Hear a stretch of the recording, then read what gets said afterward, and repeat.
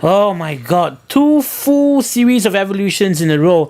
Tell me, we are finally getting back to the action.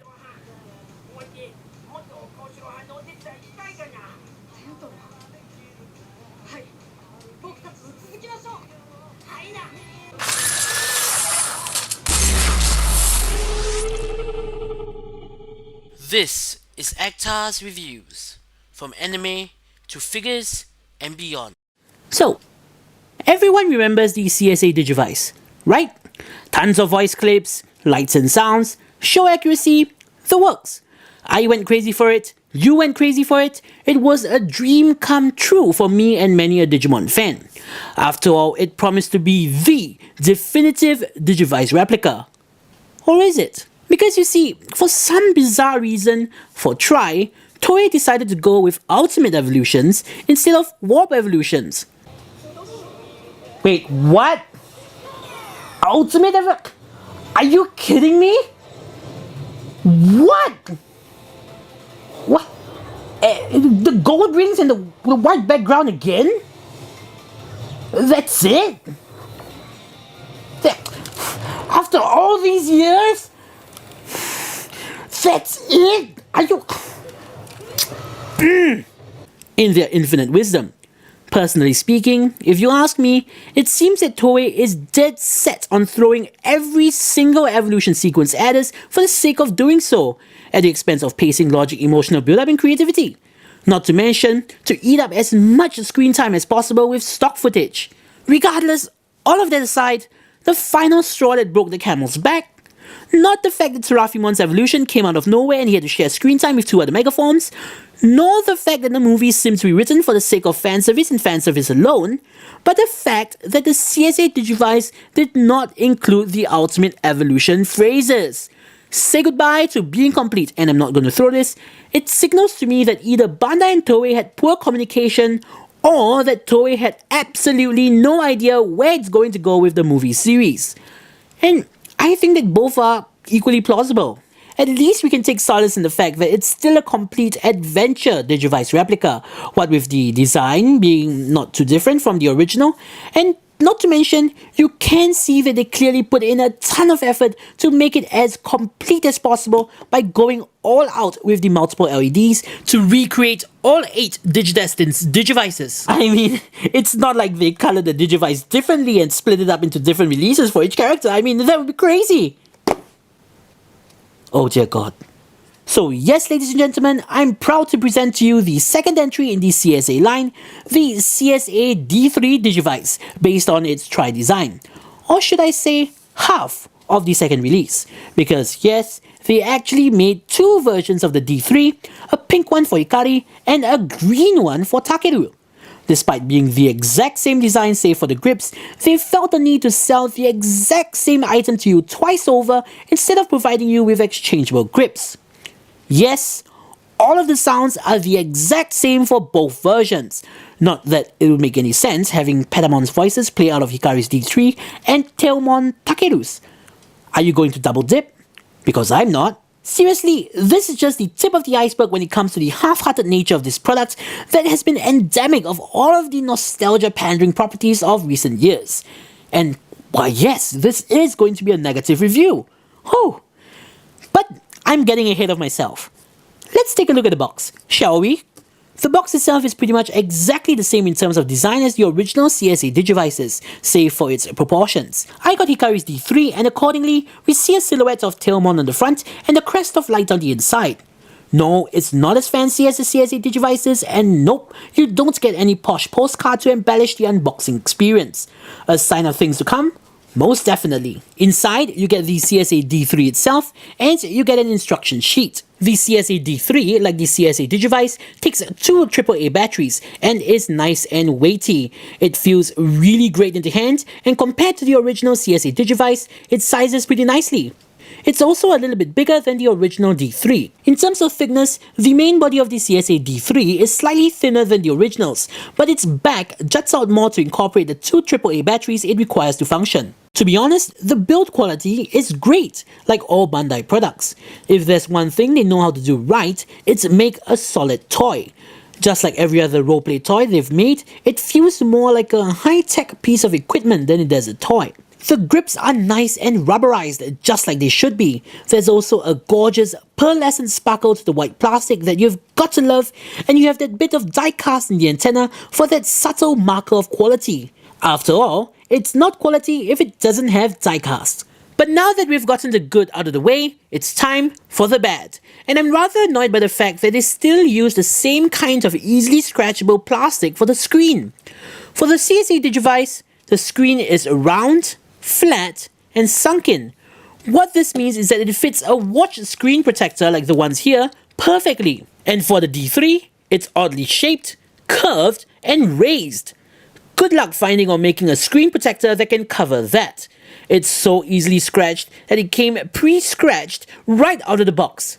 This next issue is one that I have, not with the toy itself, but with the design choices of Tri. Comparing it to the original D3, the Tri design takes far more liberties with the original source material.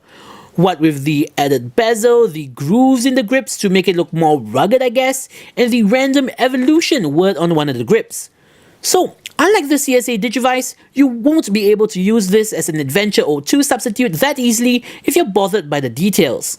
But that's not all that Tri changed for the D3s, is it? Again, for some bizarre reason, they made the D3s change color when the Digimon were digivolving from their champion/adult to ultimate/perfect forms. This was never a thing in the original, and in this case, they just created more problems for themselves because guess what? Without exchangeable grips, there is no way to recreate this with the CSA D3. Now onto the functions. It's basically the same as the CSA Digivice. There are 5 buttons on the CSA D3, an on and off switch on the back, a voice button, a music button, a wake from sleep button, and a Digimon select button. Don't let the 2 arrows fool you. This is only a single button. Also, I really don't get why they didn't make the sleep button the on-off button because that's literally what it's supposed to be. While the CSA Digivice has 5 LED lights, 4 multicolored ones and 1 white one, the CSA D3 only has 1 multicolored LED in the screen. The screen itself is exactly the same as the one on the CSA Digivice, with a one-way mirror in front and another mirror inside with the word evolution written on it in multiple languages. When the LED lights up, you get a pretty nifty layered effect, which is sure accurate to try. Alrighty, turning it on rewards you with the signature beeping we all know and love. Unfortunately, it's not as flashy as the CSA Digivice as the screen does not light up. In fact, unlike the CSA Digivice, the voices will not be accompanied with lights unless you have the music playing. Pressing the Digimon select button will allow you to swap between either Takeru and Patamon, or Hikari and Tailmon. If you leave the D3 inactive for 15 seconds, it will go into sleep mode. The only way to get out of it is by pressing the wake from sleep button. Depending on which characters you have selected, the selected characters will be the ones to greet you.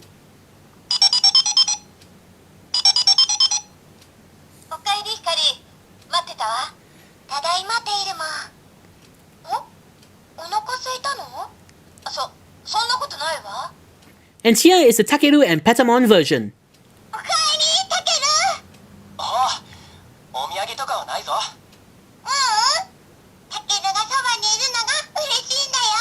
It's kinda neat that they made the power button the wake from sleep button, but it's hard to press because of how recessed it is, and 15 seconds really isn't a long time before it goes into sleep mode. But wait a minute, did you notice something else? Why yes! The voices for Hikari and Takeru are in the D3. In order to justify the premium cost, they've added a ton of their dialogue into the D3, and I really don't know how to feel about that. To be fair, it's cool and all, but is that really what you want to hear from a Digivice replica? Personally, if you ask me, the lines of dialogue are at most bonuses. The main feature of the Digivice should be the evolutions. Not only do the lines of dialogue take away from space that could have been used for more evolutions and more songs, the Tri voice actors for the human characters are different from the original voice actors from the TV series. So that's another reason why you won't be able to use this as an Adventure 02 substitute. But once again, I'm just getting ahead of myself. What did I mean by more evolutions and more songs? Well, let's press on, shall we? Firstly, as already mentioned, we have a ton of recorded dialogue, 14 exchanges in total, activated by pressing the voice button. I don't know if these lines are from the show or newly recorded because I really couldn't be bothered to check, as that would have involved me watching the movies again. Pressing the music button will allow you to cycle through 2 songs, an extended 90-second clip of the Try version of Braveheart, and 120 seconds of the Try version of the ending theme 7. While either song is playing, pressing the voice button will activate their evolutions. There is an added feature here, however, where pressing and holding the voice button will play voice clips like attack names that change depending on the Digimon's current level. And to be dreadfully honest, this I really do like. It's unobtrusive, it adds to the play value, and it gives each evolution more meaning. I'm also really glad to see that it incorporated long presses, something that I brought up in this CSA Digivice review. Another new feature is that the name announcements change when you press the Digimon select button while the music is playing. Again, pretty clever feature that I wish was on the CSA Digivice too. It will make more sense once I demonstrate this later. However, there are 4 huge things that aren't so clever. Yep, you knew this was coming. Firstly, there's only one LED on this thing. Yes, it's a multicolored LED, and yes, they tried their darnest, but there's only so much you can do with one LED.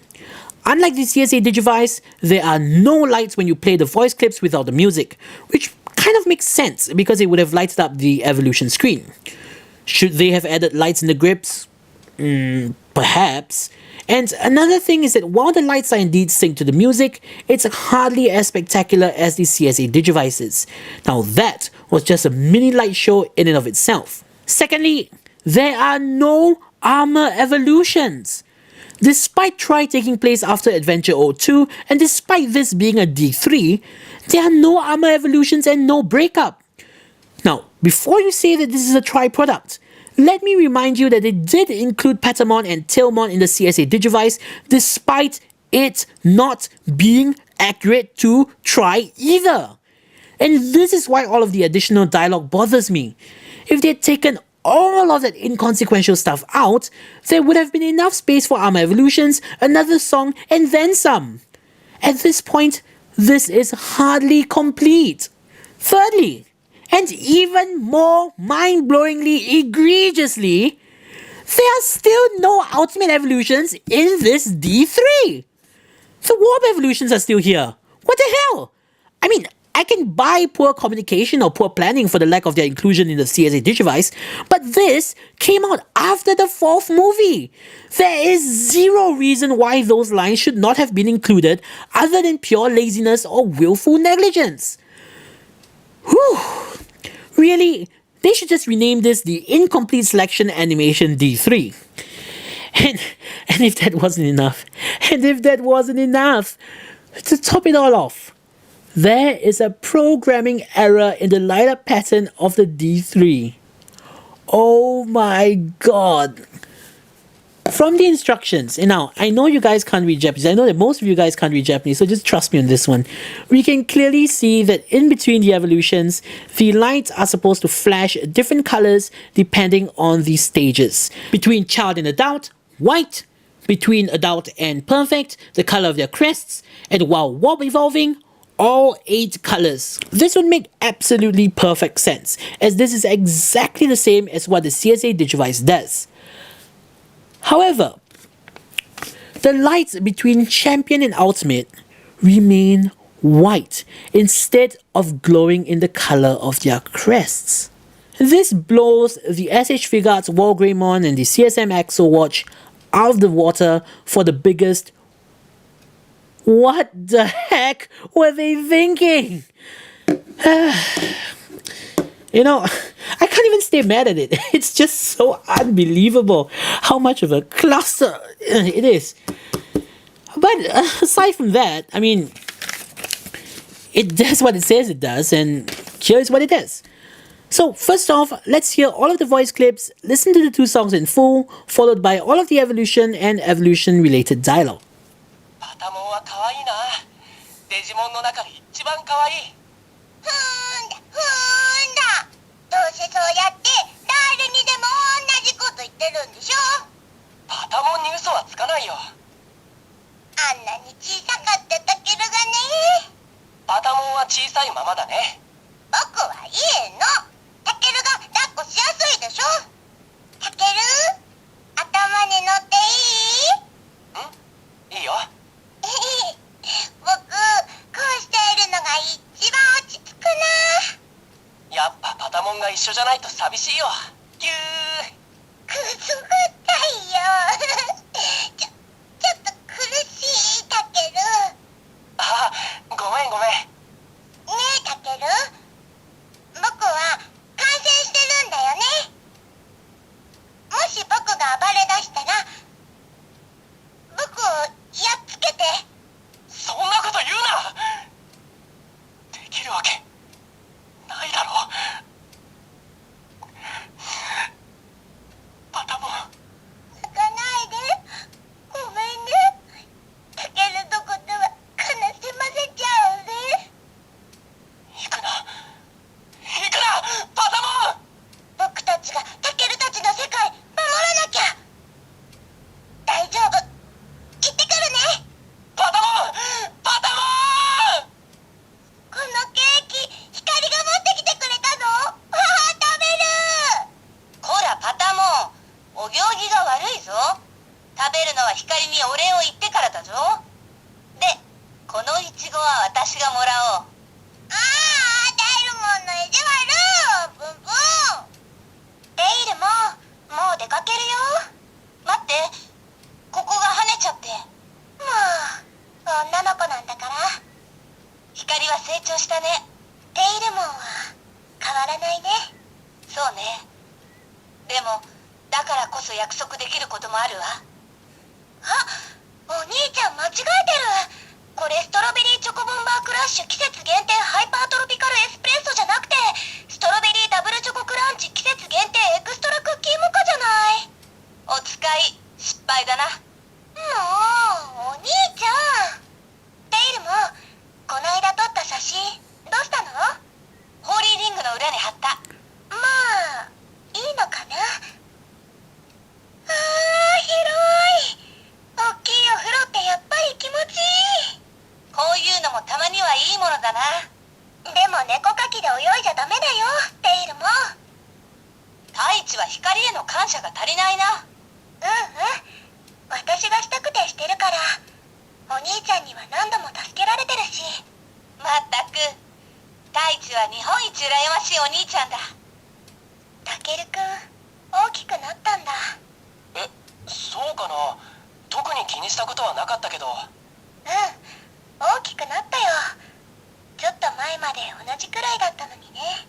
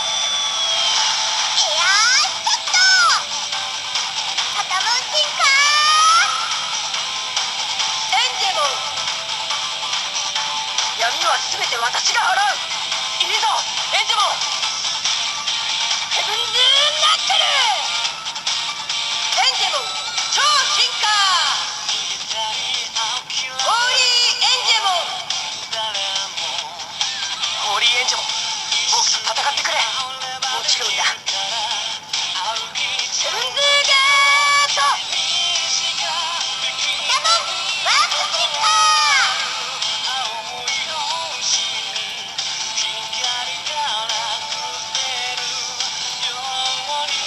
セラフィモンセラフィモン、力を合わせて戦うよ。あ、行くぞ。セブンヘブンズ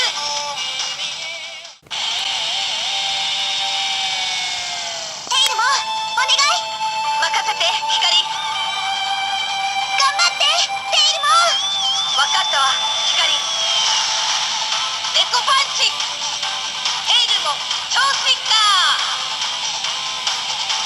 エンゼウーモ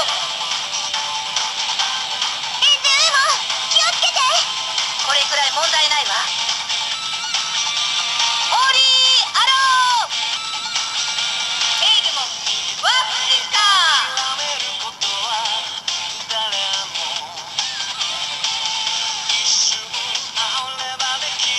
ーリードラゴンこれがテイルモンの究極体力がみなぎる勝てるわホーリーフレイム So in conclusion, is there really anything more that needs to be said? It's incomplete as a tri-product, it's incomplete and too different to be an Adventure or 2 D3 substitute, and it does nothing to fix the issues of the CSA Digivice. Instead, it adds a ton of new issues like the non-color changing grips and the misprogrammed electronics. In order for it to be a true, complete selection animation D3, it needed to have, at the very least, exchangeable grips and exchangeable faceplate in Ken's case, LEDs to represent the D3 during the Joger's evolution scenes, all of the O2 Digimon, all of their evolutions, Break Up, Beat Hit, and Braveheart. With only one LED and two Digimon, it really can't hold a candle to the CSA Digivice in terms of either features or sheer spectacle. To be dreadfully frank, this product was made way too soon. On top of that, they had the audacity, the gall to sell us the same product twice by not providing us with swappable grips.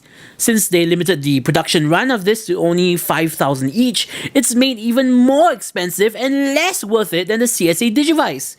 It's a half-hearted and devious nostalgia-pandering cash grab, and they don't even bother to hide it. But to be fair, it does do a couple of things that I like.